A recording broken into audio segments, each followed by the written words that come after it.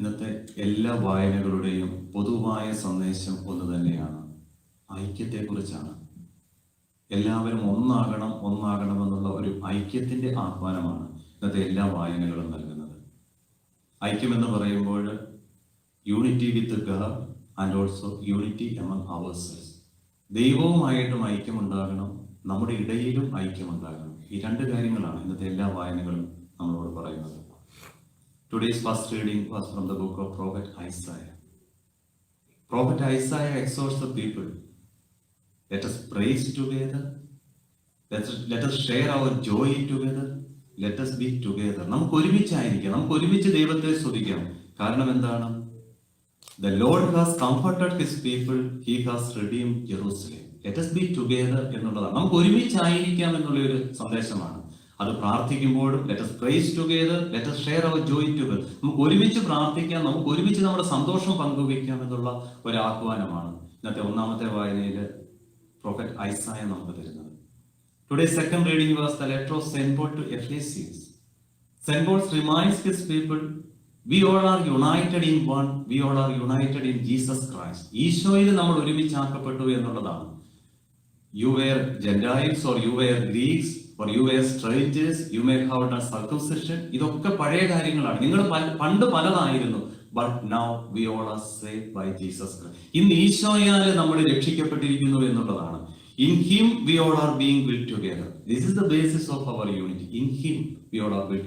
ഈശോയാൽ നമ്മൾ ഒരുമിച്ച് പണിയപ്പെട്ടിരിക്കുന്നു എന്ന്, ഈശോയാൽ രൂപീകൃതമായ ഒരു ഐക്യത്തെ കുറിച്ചാണ് ഇന്നത്തെ രണ്ടാമത്തെ വായനയിൽ പൗലോസ് ലേഖ എഫേസ്യസിലെ സഭയെ ഓർമ്മപ്പെടുത്തുന്നത്. Today's gospel reading was the third part of the priestly prayer of Jesus Christ.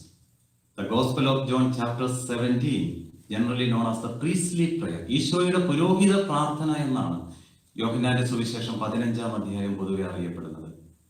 The reason behind this chapter is generally called as the priestly prayer.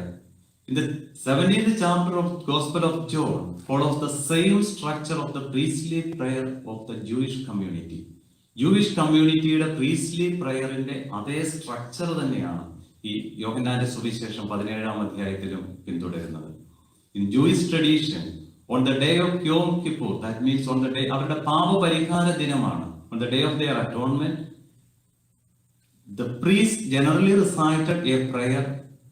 This prayer has three parts. The first part, the priest prays for himself. അവന് വേണ്ടി തന്നെ അദ്ദേഹം പ്രാർത്ഥിക്കുകയാണ്. The second part, the priest prays for his community, his priestly community, his family. And the third part, the priest prays for the whole community. ഇതാണ് ഒരു priestly prayerന്റെ structure എന്ന് പറയുന്നത്. The first part he prays for himself, the second part he prays for his own community, and the third part he prays for the whole community. ഈ യോഹന്നാന്റെ സുവിശേഷം 17-ാം അധ്യായവും ഇതേ structure തന്നെയാണ്. The Gospel of John, the first part, verses 1 to 5, Jesus prays for himself. Isho തനിക്ക് വേണ്ടി തന്നെയാണ് പ്രാർത്ഥിക്കുന്നത്. The second part, verses 6 to 19, Jesus prays for his disciples, his apostles. തന്റെ കൂടെയുള്ള ഈ അപ്പോസ്തലന്മാർക്ക് വേണ്ടിയിട്ട് പ്രാർത്ഥിക്കുകയാണ്. The third part, Jesus prays for the whole community. That we heard today. ഇന്ന് നമ്മൾ കേട്ടതാണ്, ഈശോ ആ സകല ജനങ്ങൾക്കും വേണ്ടിയിട്ടാണ് പ്രാർത്ഥിക്കുന്നത്. ഈശോ ഇപ്രകാരമാണ് പ്രാർത്ഥിക്കുന്നത്, അവർക്ക് വേണ്ടി മാത്രമല്ല, അവരുടെ നാമം മൂലം എന്നിൽ വിശ്വസിക്കുന്ന എല്ലാവർക്കും വേണ്ടി കൂടി പ്രാർത്ഥിക്കുന്നു എന്ന്. I pray not only for them, not only for the disciples, but also for those who will believe in me through their words, so that they may all be one. That means Jesus prays for his disciple who lives later or who lives today. ഇന്ന് ജീവിക്കുന്ന നമുക്ക് വേണ്ടി കൂടിയാണ് ഈശോ പ്രാർത്ഥിക്കുന്നത്. അതാണ് ഈശോ പറഞ്ഞത്, അവർക്ക് വേണ്ടി മാത്രമല്ല, അവരുടെ നാമം നിമിത്തം, അവരുടെ വാക്കുകൾ നിമിത്തം എന്നിൽ വിശ്വസിക്കുന്ന എല്ലാവർക്കും വേണ്ടി കൂടി പ്രാർത്ഥിക്കുന്നു. എന്താണ് ഈശോ പ്രാർത്ഥിക്കുന്നത്? They may be one in all life. They may be all be one. അവർ ഒന്നായിരിക്കണം, അവരെന്നും ഒന്നായിരിക്കണം എന്നുള്ള ഒരു ആഹ്വാനമാണ് ഈശോ പറയുന്നത്.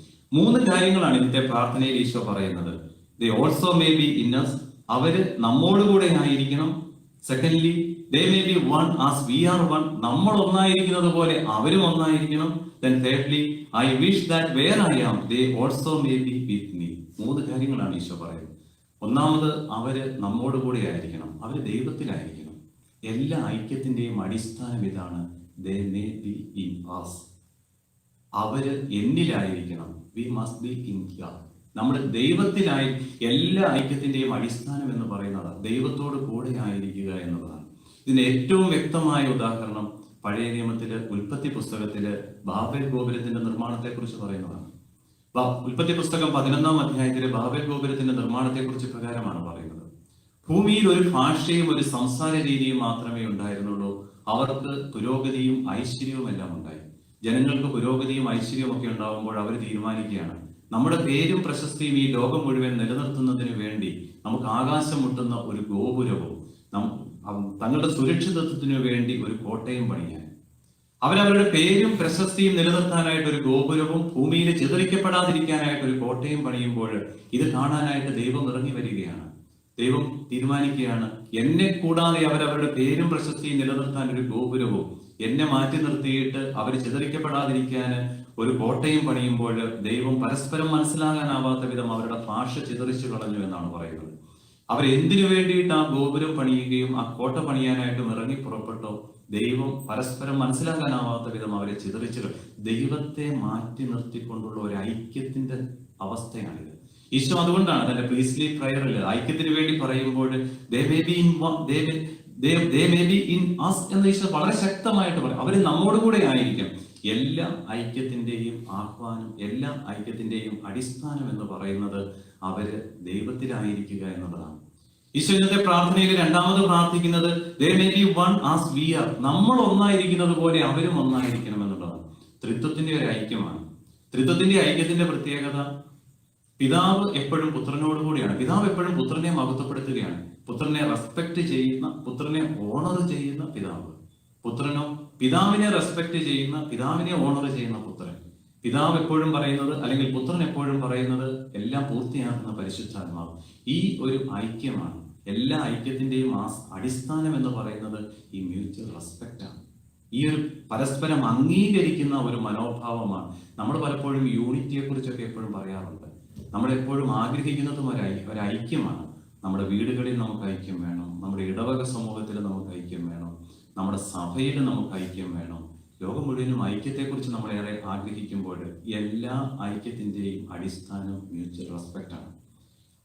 എല്ലാ ഐക്യത്തിന്റെയും തുടക്കം ദൈവത്തിൽ നിന്നാണ്. ദൈവത്തിൽ നിന്ന് ആരംഭിച്ച് പരസ്പര ബഹുമാനത്തിൽ തുടരുന്ന ഈ ഒരു ഐക്യം, ഇത് അവസാനിക്കുന്നത് എങ്ങനെയാണ്? അതാണ് ഈശോ ഇന്നത്തെ പ്രാർത്ഥനയിൽ മൂന്നാമത് പ്രാർത്ഥിക്കുന്നത്. ഇതാണ്, I wish that where I am they also may be with me. ഞാൻ ആയിരിക്കുന്നിടത്ത് അവരും ആയിരിക്കണം എന്ന് പറഞ്ഞാൽ ദൈവത്തോടു കൂടെ എത്തുന്ന, ദൈവത്തിൽ അവസാനിക്കുന്ന ഒരു ഐക്യത്തെക്കുറിച്ചാണ്. ഒരു എസ്കത്തോളജിക്കൽ സെൻസ് ആണ്. ഇവിടിനും അപ്പുറം ഞങ്ങളോടൊപ്പം ആയിരിക്കണം എന്നുള്ള ഒരു ഐക്യമാണ്. അതാണ് ഈശോ ആഗ്രഹിക്കുന്നത്. ദൈവത്തിൽ നിന്ന് ആരംഭിച്ച് പരസ്പരം ബഹുമാനിച്ച് ജീവിച്ച് അവസാനം ദൈവത്തിൽ എത്തിച്ചേരുന്ന ഒരു ഐക്യത്തെക്കുറിച്ച് തന്നെയാണ് ഈശോ പറയുന്നത്. യഥാർത്ഥത്തിൽ ഈ പ്രീസ്ലി പ്രയർ എന്ന് പറയുന്നത് നമ്മുടെ ഒരു പ്രാർത്ഥനയുടെ യഥാർത്ഥത്തിലുള്ള ഒരു മാതൃകയാണ്. It really gives us a real model for our prayer. In our prayer, first of all, we should pray for ourselves. നമ്മൾ നമുക്ക് വേണ്ടി തന്നെ പ്രാർത്ഥിക്കണം. The second phase, we should pray for our near and dear ones. നമ്മുടെ പ്രിയപ്പെട്ടവർ, നമ്മുടെ അടുത്തുള്ളവർ, our relatives, our family members, we should pray for them.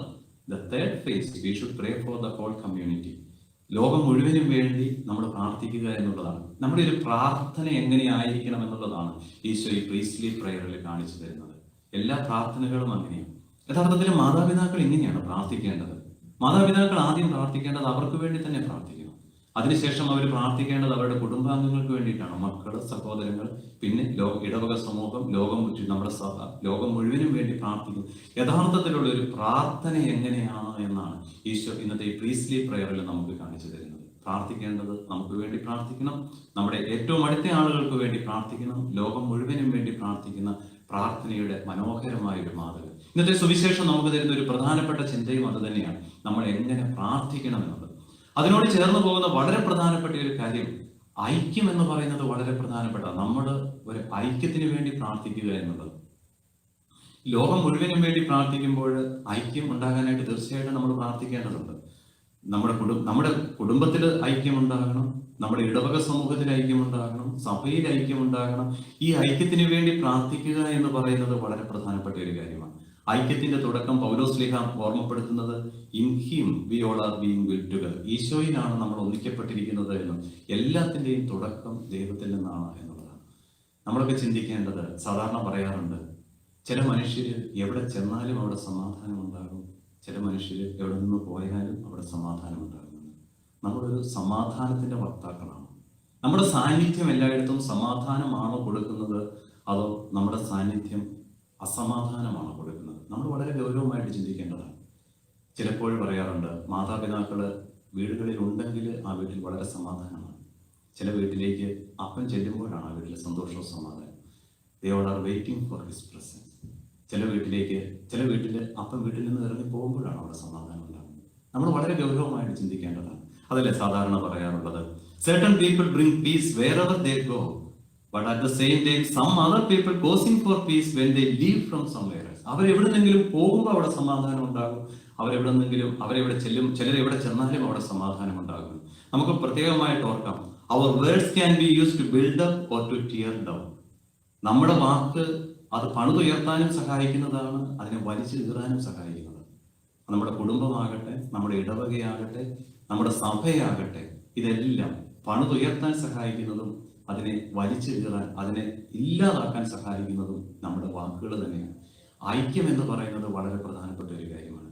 ഐക്യത്തിന് വേണ്ടി പ്രാർത്ഥിക്കുക എന്ന് പറയുന്നത് വളരെ പ്രധാനപ്പെട്ടതാണ്. നമ്മുടെ വിശുദ്ധ കുർബാനയിൽ നമ്മൾ പ്രത്യേകമായിട്ട് ഐക്യത്തിന് വേണ്ടി പ്രാർത്ഥിക്കുന്ന മനോഹരമായിട്ടുള്ള പ്രാർത്ഥനകളുണ്ട്. കർത്താവേ, ലോകം മുഴുവനും വേണ്ടിയിട്ടാണ്, അങ്ങയുടെ സഭയെ സമാധാനത്തിലാക്കണമേ എന്ന് പറഞ്ഞുകൊണ്ട് പ്രാർത്ഥിക്കുന്ന മനോഹരമായ പ്രാർത്ഥന. ഓരോ ദിവസവും നമ്മൾ പ്രാർത്ഥിക്കേണ്ടത് ഇങ്ങനെ തന്നെയാണ്.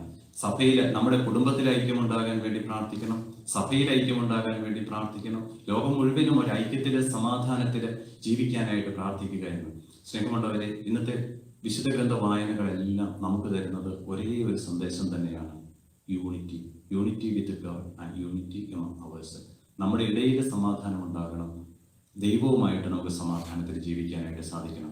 എല്ലാ സമാധാനത്തിന്റെയും അടിസ്ഥാനം എന്ന് പറയുന്നത് ദൈവം തന്നെയാണ്. സമാധാനം ആരംഭിക്കുന്നത് ദൈവത്തോടു കൂടി.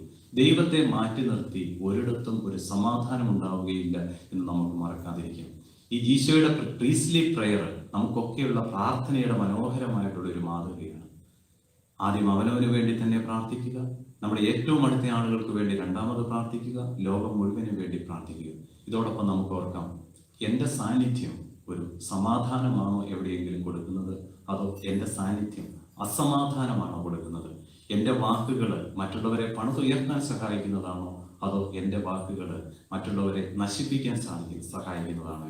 ഈ ചിന്തകളെല്ലാം നമുക്ക് മനസ്സിൽ സൂക്ഷിക്കാം. ഫ്രാൻസിസ് അസീസിയുടെ മനോഹരമായ സമാധാന പ്രാർത്ഥനയുണ്ടല്ലോ, കർത്താവെ, എന്നെ അങ്ങയുടെ സമാധാനത്തിന്റെ ഒരു ഉപകരണമാക്കണമേ. Lord make me an instrument of your peace. അത് വളരെ മനോഹരമായ ഒരു പ്രാർത്ഥനയാണ്. യഥാർത്ഥത്തിൽ ആ പ്രാർത്ഥന നമ്മൾ എല്ലാ ദിവസവും പ്രാർത്ഥിക്കേണ്ടതാണ്. Lord make me an instrument of your peace. എന്നെ അങ്ങയുടെ സമാധാനത്തിന്റെ ഒരു ഉപകരണമാക്കണം. എൻ്റെ സാന്നിധ്യം ഞാൻ ജീവിക്കുന്ന സ്ഥലങ്ങളിൽ, ഞാൻ ജോലി ചെയ്യുന്ന സ്ഥലങ്ങളിൽ, എൻ്റെ ഇടവകയിൽ, എൻ്റെ സമൂഹത്തിൽ, എൻ്റെ സഭയിൽ ഒക്കെ സമാധാനത്തിന് കാരണമാകണമേ. ഇന്നത്തെ വിശുദ്ധ കുർബാന മധ്യേ നമുക്ക് പ്രാർത്ഥിക്കാം. ഫ്രാൻസിസ് അസീസി പ്രാർത്ഥിച്ചതുപോലെ തന്നെ നമുക്ക് പ്രാർത്ഥിക്കാം. Lord make me an instrument of your piece. കർത്താവെ, എന്നെ അങ്ങയുടെ ഒരു സമാധാനത്തിന്റെ ഉപകരണമാക്കണമേ. ഈ പ്രാർത്ഥനയോടെ നമുക്ക് വിശുദ്ധ കുർബാനയിൽ പങ്കുചേരാം. Lord make me an instrument of your